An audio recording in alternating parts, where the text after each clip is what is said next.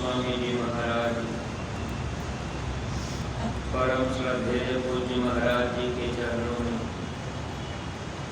कोटि कोटि नमन प्रणाम करते हुए संस्था के सभी वरिष्ठ पदाधिकारी सदस्यगण, सभी सत्संगी धर्म प्रेमी भाई बहनों, सभी जिम्मेदार सेवादार प्रेमियों को सादर जय गुरुदेव। परमार्थी प्रेमी भाई बहनों, जब जन्म जन्मांतर के थोड़ी उधर होते हैं तभी जीवन में सच्चे महापुरुष मिल पाते हैं। महापुरुषों ने लिखा, शुद्ध धारा लक्ष्मी पापी घर भी होए, संत समागम हरि कथा जग में दुर्लभ होए।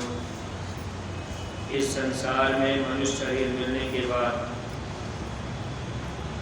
सुंदर स्त्री, सुंदर बेटा, गाड़ी, घोड़ा, महल, अटारी, रुपया, पैसा, ये हर इंसान के जीवन में कर्मानुसार मिल जाया करता है।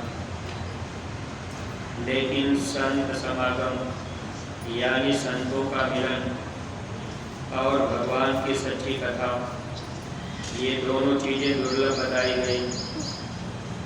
किसी किसी को ये दोनों चीज़ें मिल पाती। अगर महापुरुष जीवन में नहीं मिले, सच्चे संत नहीं मिले, उनसे मुलाकात नहीं हो पाई, उनकी संगति में हम आप जुड़ नहीं पाए, तो ये जीवन एक तरह से धोखे में निकल जाता। जब महापुरुष मिल जाते हैं तो महात्मा हम जीवों को सच्चा सत्संग सुनाकर धीरे धीरे सच्चे रास्ते पर ला देते हैं। भगवान की सच्ची कथा महापुरुष सुनाया करते हैं। अगर महापुरुष सच्चे न मिले तो सच्चा सत्संग जीवन में कभी संभव नहीं। कोई गीता, रामायण, कुरान, बाइबल सुना दे, चाहे जितना हम आप गीता भागवत सुन लें, अगर महापुरुषों की लिखी हुई वाणियों को भी हम आप उसको दोहराते रहें, पढ़ते रहें, लेकिन जब महात्मा जीवन में मिल जाते हैं तो उनके मुख से निकले हुए शब्द ही, जो वचन महापुरुष के मुख से निकलते हैं, वो वचन हम जीवों के लिए लाभकारी हुआ करता है। क्योंकि महापुरुष उस परमात्मा के दरबार में आया जाया करते हैं, और ऐसे महापुरुष जब मिल जाते हैं, अगर उनसे प्रेम हो गया, उनसे लगाव हो गया, उनके वचन वाणियों को हम आप मानने लगे। जो महात्मा आते जाते हैं वही महात्मा हम जीवों को निज घर पहुँचाएंगे। इसीलिए समय पर सद्गुरु की जरूरत सबके लिए हुआ करती है। अगर इस मानव जीवन में सद्गुरु न मिले, दुनिया में हम आप चाहे जितनी पूजा पाठ कर लें, ब्रह्मा विष्णु महेश देवी देवता की पूजा पाठ करके अगर हम आप देवी देवता भगवान को, ब्रह्मा विष्णु महेश को पा भी लिए, तो फिर हमको आपको एक न एक दिन इस मृत्यु लोक में आना पड़ेगा। जब हम आप देवी देवताओं की पूजा पाठ करते हैं, अगर उनको पा लिए तो उनका धाम हम आप पा सकते हैं, लेकिन देवी देवता भी जब स्वर्ग का पुण्य खत्म होता है तो उनको भी फिर मृत्युलोक में उतारा जाता है। इसीलिए देवी देवता तरसते रहते हैं कि हमको सच्चे महात्मा जीवन में मिल जाए। देवी देवता मनुष्य शरीर पाने के लिए तरसते हैं। अब हम आप इस बात पर अगर विचार करते तो आज हर आदमी, जो लोग तीर्थ व्रत पूजा पाठ मंदिर मस्जिदों में भटक रहे, सब के सब लोग सच्चे महात्मा की खोज करते। अगर अंदर में जिज्ञासा पैदा हो जाती, देवी देवताओं से हम आप ये कहा करते कि हमको कोई सच्चे महात्मा से मिला दीजिए, तो देवी देवता फिर सच्चे महात्मा से मिला देते। यानी इस मानव जीवन में सच्चे महापुरुष मिल जाते। जब महात्मा सच्चे मिल जाते हैं तो रास्ता सच्चा मिल जाता है। फिर उस रास्ते पर अगर जीव चलने लगे विश्वास करके, तो ऐसे जीवों का छुटकारा जन्म मरण की पीड़ा से हो जाता है। लेकिन परमार्थी प्रेमी भाई बहनों, देखिए महापुरुष के मिलने के बाद भी जिस संसार में हम आप रह रहे, ये काल और माया जोर लगाते रहते हैं कि जीव भक्ति के रास्ते पर चलने न पावे। कहीं न कहीं किसी न किसी तरह से हम जीवों को गिराने का काम ये मन किया करता है। अब ये मन नहीं चाहता कि जीव भक्ति कर ले। गुरु के बताए रास्ते पर चलने में यानी भक्ति करने में तकलीफें भी उठानी पड़ती है। जब दुख तकलीफ बीमारियां आती हैं तो लोगों का मन धीरे से खराब होने लगता है कि भाई हम इतनी सेवा करते आते जाते और इतना दिन से हम अपना समय गुजार रहे, अब फिर लोगों के मन में आता है कि हम बीमारी परेशानी तकलीफ में रहते हैं, फिर मन खराब होता है, गुरु का रास्ता लोग छोड़ देते हैं। परमार्थी प्रेमी भाई बहनों, हम आप सत्संग में जुड़ने के बाद भी अपने कर्म के विधान को नहीं जानते हैं कि पूर्व जन्मों में हमने कैसा कर्म किया है और इस मनुष्य शरीर में अब की बार सद्गुरु मिल चुके हैं, तो आखिर हमारे कर्म का जो लेखा जोखा है वह भोग तो हम जीवों को भोगना ही पड़ेगा। लेकिन महापुरुष के मिलने के बाद भी ये मन हम लोगों का धोखा देता है। जब हम आप दुनिया में किसी व्यक्ति को देखते हैं कि दुनियादार बड़े सुख और आराम से अपना जीवन बिता रहे, तो सत्संगी का मन कभी कभी खराब होने लगता है कि भाई जो दुनियादार जो सत्संग में नहीं गए, महात्मा के पास नहीं गए, जो कभी सेवा नहीं देते, दर्शन नहीं करते, ऐसे लोग तो बड़े सुख आराम से जीवन बिता रहे हैं। अब सत्संगी अगर बीमारी परेशानी तकलीफ में है तो सत्संगी का मन खराब होने लगता है। अब मन ये कहता है कि भाई दुनिया में रहना ही अच्छा था, क्योंकि दुनियादार हमसे अच्छे हैं, सुख से आराम से जीवन बिता रहे, अब हम तकलीफ में बिता रहे। देखिए परमार्थी प्रेमी भाई बहनों, इसमें हम आप कर्म के विधान को नहीं जानते हैं। महात्मा जब मिलते हैं तो हम जीवों के कर्मों को साफ करने का काम करते हैं। जब कर्मों की सफाई होती है तो तकलीफ होती है। जैसे ये कपड़ा अगर गंदा हो गया, अगर इस कपड़े को आप साफ करना चाहेंगे तो इसको आप पानी में डालेंगे, साबुन लगाएंगे, अगर गर्म पानी में डाल देंगे तो और अच्छे से कपड़ा साफ होगा। फिर आप इसको पत्थर पे पटकेंगे, पीटेंगे, फिर इसके बाद इसको निचोड़ेंगे। जब गंदगी निकल जाएगी तो कपड़ा बिल्कुल साफ हो जाएगा। फिर लोहा चला करके, प्रेस चला करके आप इस पर फिर कपड़े पर गर्म लोहा चला देंगे तो फिर ये कपड़ा बिल्कुल नया जैसा लगने लगेगा। लेकिन ये काम जब हम आप कपड़े की सफाई करते हैं तो तकलीफ कपड़े को होती है। वैसे ही मानव शरीर हम लोगों को मिला, अब ये शरीर रूपी कपड़ा है। अब मन कर्मों की गंदगी लादता रहता है। जब सद्गुरु मिलते हैं तो सद्गुरु धोबी होते हैं, वो जीवात्मा को साफ करने का काम करते हैं, यानी शरीर रूपी कपड़े को महात्मा धोते। ये शरीर का कपड़ा नहीं, बल्कि जो कर्म की गंदगी जीवात्मा के ऊपर लगी हुई है, महात्मा उसको धोते हैं। तो जब हमको आपको साफ किया जाएगा, यानी आत्मा को निर्मल किया जाएगा, तो उस समय पीड़ा दुख तकलीफ जब आती है तब ये मन मोटा होता है कि भाई हम तो बड़ी तकलीफ में, बीमारी में, हम इतना दिन से सत्संग में आते जाते रहे, हम 20 दिन रह करके मथुरा में सेवा किए, फिर हमारी बीमारी ठीक नहीं हो पाई। अब ये मन वहाँ धोखा देता है।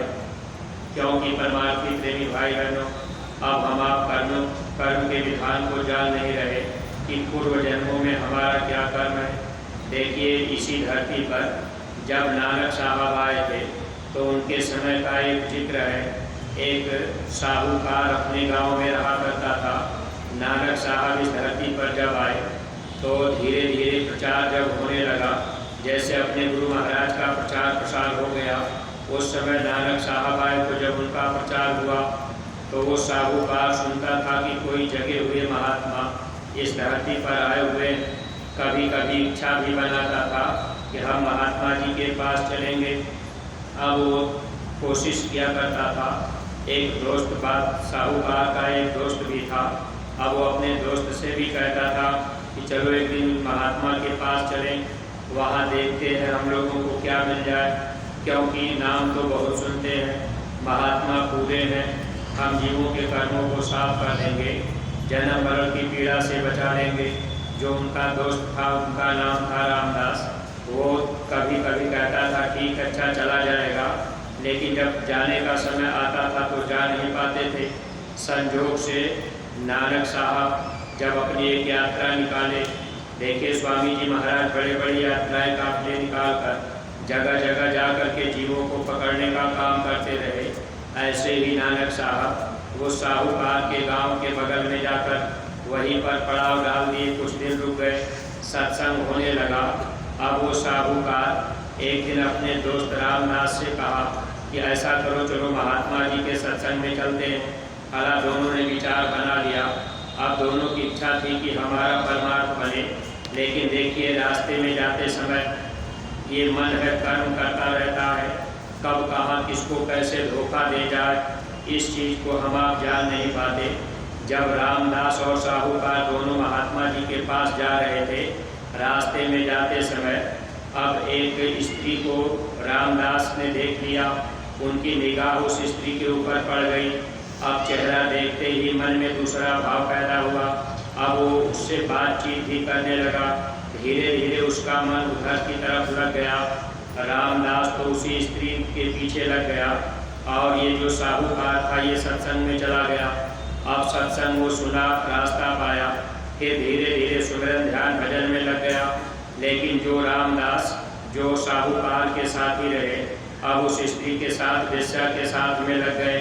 अब उसी के साथ आना जाना, उसी के पास आना जाना बराबर। अब ऐसे धीरे धीरे काफ़ी समय बीतता गया। ये साहूकार बार बार प्रयास करता था कि भाई आप भी, भाई रामदास आप भी चले चलो महात्मा जी के पास, वहाँ गुरु महाराज के पास चलोगे, मोक्ष मुक्ति का रास्ता मिल जाएगा, जीवन की दिशा और दशा बदल जाएगी, मानव जीवन पाना सार्थक बन जाएगा, हमेशा हमेशा के लिए सुखी और आज़ाद हो जाओगे। लेकिन अब वो रामदास भोग विलास में फंस गए। अब उनको सत्संग से कोई मतलब नहीं, कोई वचन साहूकार का उनके ऊपर असर नहीं करता था। अब ऐसे धीरे धीरे समय बीतता गया। कभी कभी दोनों आपस में बातचीत भी किया करते थे, लेकिन बातचीत के दरमियान अब ये साहूकार को चाहते थे कि हम अपने दोस्त को भी महात्मा जी के पास तक पहुंचा दें, जैसे हम आप अपने नातेदार रिश्तेदार सगे संबंधियों को जिनसे हमारा आपका लगाव होता है, हम आप चाहते हैं कि ये लोग भी सत्संग में जुड़ जाएं, इनको भी रास्ता मिल जाए तो इनका भी मानव जीवन पाना सार्थक हो जाएगा। ऐसे ही प्रेमी भाई बहन, वो साहूकार बार बार रामदास से कहता था कि आप भी चले चलो, लेकिन रामदास पहुंच नहीं पाया। एक दिन दोनों ने विचार किया कि अच्छा ठीक है। साहूकार ने कहा रामदास आज हम लोग आपस में बैठ करके कुछ बातचीत करेंगे। साहूकार सोचा कि रामदास को समझाएंगे, तो साहूकार कहा कि हम सत्संग में जा रहे, सत्संग से लौट के आएंगे, तब तुमसे बैठ करके बात करेंगे। तो साहूकार तो सत्संग में चला गया और रामदास फिर वेश्या के पास चला गया। जब रामदास वेश्या के पास गया, वेश्या उस दिन नहीं मिली। अब वो बेचारा फिर लाचार होकर लौट आया तो बैठा इंतजार कर रहा कि भाई हमारा दोस्त साहूकार आ जाएगा तो हम उससे बैठ करके बातचीत करेंगे। तो जो रामदास बैठा हुआ था अपने दोस्त के इंतजार में, अब एक छड़ी हाथ में लिया था, उस छड़ी से जमीन को खोद रहा था। जैसे कभी कभी बैठे बैठे आदमी कोई काम नहीं तो धीरे धीरे जमीन ही खोद रहा। अब वो जमीन खोदता रहा, जमीन नरम थी, मिट्टी नरम थी। अब वो जमीन खोदते खोदते थोड़ी नीचे जब उसकी छड़ी गई तो एक घड़ा था मिट्टी के घड़े में, अब उसकी छड़ी टकरा गई। तो उसने जब मिट्टी को हटाया तो वो घड़ा बंद था। जब उसने घड़े का मुंह खोला तो उसमें एक सोने की मुहर मिल गई। अब वो जो रामदास था, जब एक सोने की मुहर मिली तो उसने सोचा कि पूरा घड़ा ही भरा है मुहर से, लेकिन जब नीचे देखा तो नीचे जितनी मुहरें थी सब कोयला बन गई थी, यानी काली पड़ गई, राख बन गई थी। यानी घड़ा तो भरा हुआ पूरा था मुहर से, लेकिन एक ही सोने का मुहर केवल बचा था, बाकी सब राख हो चुका था। अब वो जो है कि उसको पा करके एक मुहर पा लिया तो बड़ा प्रसन्न हुआ कि चलो बैठे बैठे हमको एक सोने की मुहर तो मिल गई। इधर जो साहूकार था वो सत्संग में गया था, सत्संग से जब आया वो सीधे भाग करके रामदास से बातचीत करने के लिए गया, क्योंकि दोनों ने वादा किया था कि आज बैठ के बातचीत करेंगे। तो जब साहूकार रामदास के पास आ रहा था तो उसके पैर में कीले लग गए। अब वो बेचारा लंगड़ाता हुआ जब रामदास के पास पहुंचा तो रामदास तो सोने की मुहर पा करके प्रसन्न रहा, और ये बेचारा जो सत्संगी है गुरु के पास आता जाता सत्संग में, इसके पैर में कीले लग गए। अब ये लंगड़ाता हुआ गया तो रामदास देख करके हंसने लगा, कहने लगा देखो तुम रोज सत्संग में ही जाते हो, रोज महात्मा के सत्संग को सुनते हो, तुम्हारा भाव अच्छा है, तुम परमार्थ अपना बना रहे, लेकिन देखो तुमको मिला क्या, तुम्हारे पैर में कीले लग गए, अब तुम लगड़ गए हो, सत्संग में जाते रहे, अच्छा काम करते रहे, बुरा काम भी नहीं किए, लेकिन देखो मैं रोज बुरा काम करता था, फिर भी आज मुझे एक सोने की मुहर मिल गई। अब जब ये बात रामदास ने साहूकार से कहा तो वो बेचारा सत्संगी था, उसका मन खराब होने लगा, सोचने लगा कि सचमुच हम बराबर सत्संग में जाते थे और बराबर गुरु महाराज का दर्शन करते थे और वहाँ जाते सेवा भी करते, सत्संग भी सुनते, लेकिन आज हमारे पैर में कीड़ा लगा और ये बुरा काम करता था वेश्या के साथ, तो ये आज इसको जो है सोने की मुहर मिल गई, मन ने धोखा दिया। अब उसका मन कह रहा इससे अच्छा तो संसार ही है, अब मन कह रहा कि बुरा काम करने में ही फायदा। देखिए सत्संगी होने के बाद भी अब उसके विचारों में परिवर्तन हो रहा है। हम सत्संगी प्रेमी भाई बहन भी ऐसे ही कभी कभी डगमगा जाते हैं। अगर सत्संगी को कोई दुख तकलीफ आती है, अगर कोई सांसारी आदमी है, अब आपके रिश्तेदार सांसारी है, अगर वो सुख आराम से जीवन बिता रहे और आप बार बार बीमार हो रहे, तो अब तो वो कहेंगे कि तुम सत्संग में जाते हो, तुम बाबा जी के पास जाते, मथुरा जाते, सेवा करते, और तुम देखो बीमार रहते हो, लेकिन हम तो सुख से आराम से अपना जीवन बिता रहे। तो सत्संगी का भी मन रुकने लगता है, सेवा से, भक्ति से, गुरु के दर्शन से अब मन धोखा देने लगता है कि भाई दुनिया वाले सुख से आराम से और हम सत्संगी होकर के बीमारी परेशानी में है। अब दोनों ने, साहूकार और रामदास दोनों में आपस में जब बातचीत कर दिए, अब साहूकार का मन थोड़ा धोखा देने लगा। अब दोनों सोच रहे कि आखिर हकीकत क्या है। तब साहूकार ने कहा कि चलो इसका निर्णय गुरु महाराज से ही कराएंगे। जब अब दोनों जो है रामदास और साहूकार गए, जब अपने गुरु महाराज के पास पहुँचे, उन्होंने जा कर के प्रश्न किया, कहने लगे हुजूर, सत्संगी कहने लगा हुजूर हम रोज सत्संग में आते, सेवा करते, आपका दर्शन करते, तो मेरे पैरों में तो कीले लगे, मैं तकलीफ झेलता रहा और ये रोज बुरा काम करता है, तो आज इसको सोने की मुहर मिल गई, तो इससे अच्छा तो दुनिया में ही रहना ठीक था, आखिर ऐसा क्यों।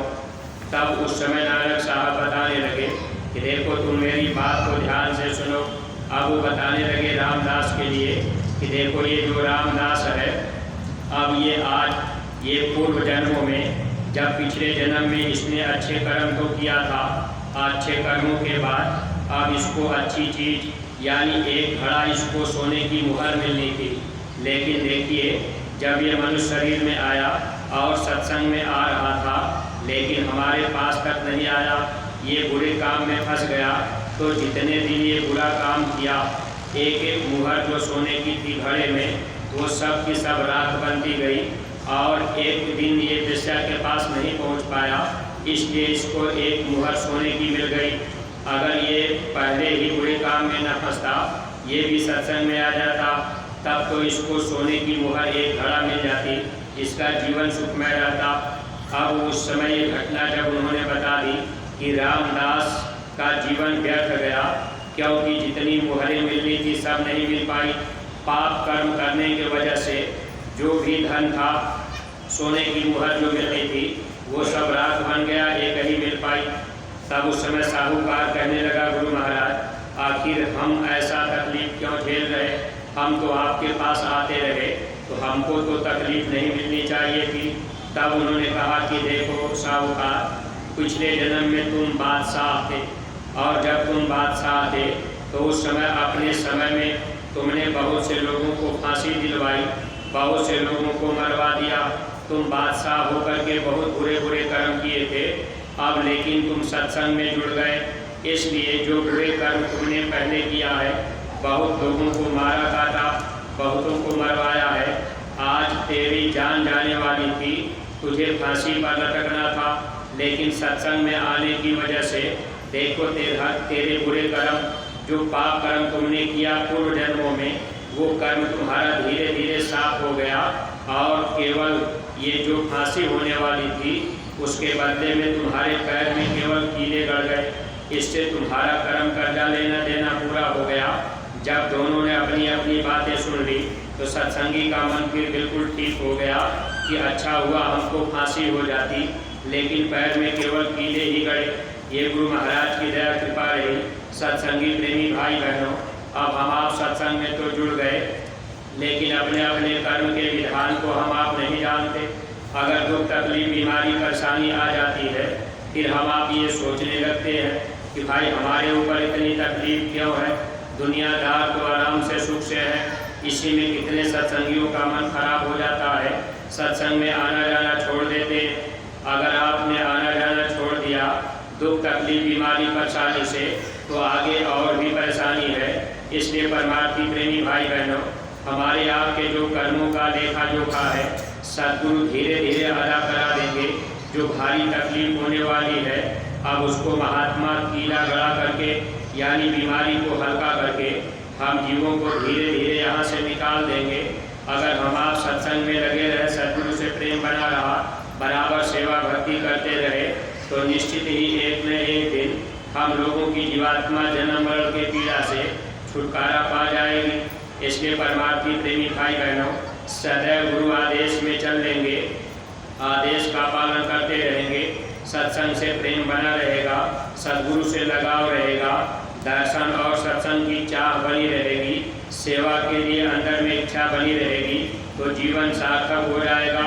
इसलिए जो सत्संगी प्रेमी भाई बहन, अगर आप गुरु महाराज से जुड़ गए तो आप अपना भाव सदैव अच्छा ही रखिएगा, चाहे जितनी दुख तकलीफ बीमारी परेशानी आ जाए, क्योंकि महात्मा भाव के ही भूखे होते हैं। अगर आपका भाव खराब हो गया या आपका मन मोटा हो गया गुरु के प्रति, तो फिर हम आप लाभ नहीं पा सकते। इसलिए भाव में कभी भी कमी ना आने पावे, अपना भाव सदैव ऐसा बना रहे, यानी सद्गुरु से प्रेम बना रहे। चाहे दुख तकलीफ आवे, चाहे बीमारी परेशानी आवे, हम आप उसको हंसते हंसते झेल लें, ये समझ करके कि गुरु महाराज हल्के में हमारे कर्म को भुगवा दे रहे और इसी जन्म में कर्म कर्जा लेना देना पूरा हो जाएगा, तो फिर ये जीवात्मा अपने देश निकल जाएगी। इसलिए सत्संगी प्रेमी भाई बहनों, सेवा में निरंतर हम परमार्थी प्रेमियों को लगे रहने की जरूरत है, और जो भी हुक्म आदेश गुरु दरबार से मिले हम आप उसका पूरा पूरा पालन करते जाएं। अगर वचनों का पालन करते रहेंगे, दया दुआ मिलती रहेगी, निश्चित ही हम आप दया पा जाएंगे। महात्मा वचन क्यों फरमाते हैं, गुरु दरबार मथुरा से आदेश क्यों जाता है? जब गुरु आदेश आपके पास पहुँचेगा और आप उसका पालन करेंगे, यानी गुरु ने आपको याद किया, तब तो आपको आदेश मिला कि भाई आपको ये काम करना है, आपको 1-1 रुपये गोलक में डालना है, आपको अस्पताल की सेवा करनी है, आपको स्वास्थ्य की सेवा देनी है। जब गुरु आपको याद करते हैं तकलीफों को दूर करने के लिए, अगर ये संदेश आपके जिले में पहुंच गया, अगर आपने गुरु के वचन को निभा लिया, तो आप दया पा जाएंगे। यानी गुरु आपको याद करके ही वचन भेजते हैं, याद को उलट देंगे तो दया, यानी फिर आपने वचन का पालन कर दिया तो आपको दया मिल जाएगी। अगर आप वचन का पालन नहीं किए, समय पर कोई आदेश गुरु दरबार से मिला, अगर आपने उस पर ध्यान नहीं दिया, तो फिर हम आप दया नहीं पाते। इसलिए ये मन वचन को काटना चाहता है, मन नहीं चाहता कि जीव का परमार्थ बन जाए। लेकिन सत्संगी प्रेमी भाई बहनों, हमेशा अपना भाव अच्छा रखने की ज़रूरत है, ताकि दया दुआ मिलती रहे और ये मानव जीवन हम सब लोगों का सार्थक बन जाए। क्योंकि एक न एक दिन ये दुनिया और शरीर हम लोगों को छोड़ना है। अब भाव में दुख तकलीफ भी मिलता है, तब भी आपका भाव अच्छा है तो तो दया आपको मिलती रहेगी। अगर दुख तकलीफ में आपके अंदर कुभाव आ जाएगा तो फिर नुकसान अपना होगा। वैसे महात्मा भाव के ही भूखे होते हैं। अगर आपका भाव है, भाव से आपने 1 रुपये भी सेवा दिया अपने सामर्थ्य के हिसाब से, तो आपके लिए वह सोना बन जाता है। और प्रेमी भाई बहनों, जो भी सेवाएं हम आप करते हैं, महात्मा उसको अपने पास रखते नहीं, बराबर हम जीवों को ब्याज लगा करके वापस देते जाते हैं। इसलिए सेवाएं अगर हम आप करते रहेंगे तो किसी तरह की कमी महसूस नहीं होगी। लेकिन मन है धोखा देता है, इसलिए निरंतर वचन का ध्यान हम सत्संगी प्रेमी भाई बहनों को रखने की ज़रूरत है। और मालिक से हम आप ये प्रार्थना करते रहें, ये जीवन हमारा सार्थक बन जाए। जो भी प्रेमी भाई बहन आप यहाँ गुरु दरबार में 2, 4, 10 दिन के लिए आए, देखिए आप बीमारी परेशानी तकलीफ में भी हैं, तब भी आप कुछ न कुछ सेवा करते रहिएगा। अगर सेवा में आपकी हाजिरी लगी रहेगी तब आपको दया मिलती रहेगी। एक बार एक सत्संगी प्रेमी अब एक नए प्रेमी को लेकर के मथुरा आए। अब वो सत्संगी सेवा में चले जाते थे। अब जो नया प्रेमी आया था वो चुपचाप सोता था, क्योंकि उसके ऊपर प्रेती बाधा थी। अब वो प्रेत सुला देता था, कहीं जाने नहीं देता था। कभी कमर में दर्द, पैर में दर्द, वो सोने का बहाना करके लेट जाता था। लेकिन सत्संगी अब उससे ये कहने लगा कि देखो, तुम सेवा करो या मत करो, लेकिन तुमको सेवा में हाजिरी देना है। जहाँ सेवा हो रही वहाँ तुमको चलना है। यहाँ कमरे में यहाँ कहीं रुकना नहीं है, टेंट लाओगी लेने में, आपको वहाँ चलना पड़ेगा जहाँ सेवा हो रही। तो जब वो सत्संगी जो नए प्रेमी को ले आए थे, अब भाई उनकी बातों को उसने मान ली। अब वो भी फिर सेवा में जाने लगा। थोड़ी बहुत सेवा करता था, बैठ जाता था। ऐसे 4, 6, 10 दिन जब सेवा किया तो धीरे धीरे उसकी बाधा खत्म होने लगी। अब उसको आराम मिलने लगा। तो इस तरह से प्रेमी भाई बहनों, हम आप भी अगर यहाँ आ गए तो कोई दुख तकलीफ बीमारी परेशानी भी है तो हम आप टेंट लाओ की डेरे में सोने का काम न करें, बल्कि हम आप कहीं न कहीं सेवा, अस्पताल पे सेवा हो रही वहाँ बराबर सेवा चल ही रही है। और कहीं भी अगर आपको सेवा मिल जाए तो आप अपना समय सेवा में ही दिया करिए। अगर आपने सो करके बैठ करके समय गुजार दिया तो कितने जन्म हम आप 84 में जब पड़े रहे, जब गाय बैल घोड़ा गधा कुत्ता बन के रहे, तो वहाँ सोना और बैठना यही 2 काम ही रहा। इसके अलावा वहाँ कोई काम नहीं रहा। अगर ये मानव तन पाकर, सदगुरु को पाकर गुरु दरबार में आ करके हम आप केवल सोए बैठे रह जाएंगे।